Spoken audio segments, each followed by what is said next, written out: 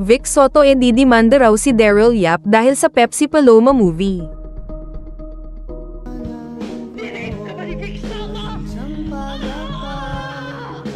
Kakasuhan ng TV at movie icon na si Bossing Vic Soto ang kontrobersyal na direktor na si Daryl Yap.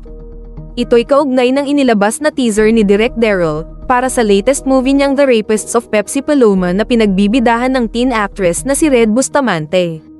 Ayon sa ulat ng TV5, maghahain ng reklamo ang TV host actor laban kay Daryl Yap matapos mabanggit ang kanyang pangalan sa teaser ng biopic ng yumaong aktres na si Pepsi Paloma. Ihahain daw ang reklamo sa Muntinlupa City Regional Trial Court bukas, January 9, ayon sa legal counsel ni Vic Soto. Walang nabanggit sa report kung anong eksaktong mga kaso ang isasampa ni Bossing laban sa direktor.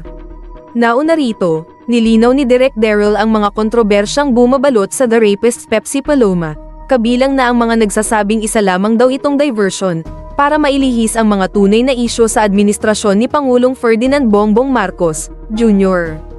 Nabanggit din niya sa kanyang Facebook post ang pangalan ni Bossing. Pepsi and I, we are Olongapeños.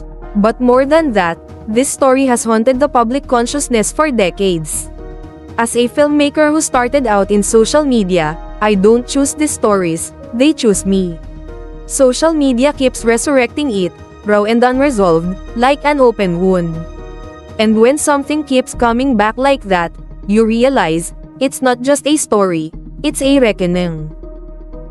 I felt a responsibility to confront it, to dig into the truth, no matter how uncomfortable, and present it in a way that demands to be seen and felt, aniya pa.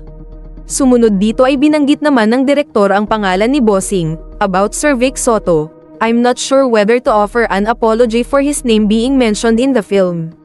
The truth, after all, is unapologetic.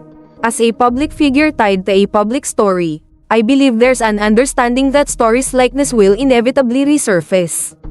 My role as a filmmaker isn't to pass judgment or provoke, it's to tell the story as it happened, with honesty and respect for the facts.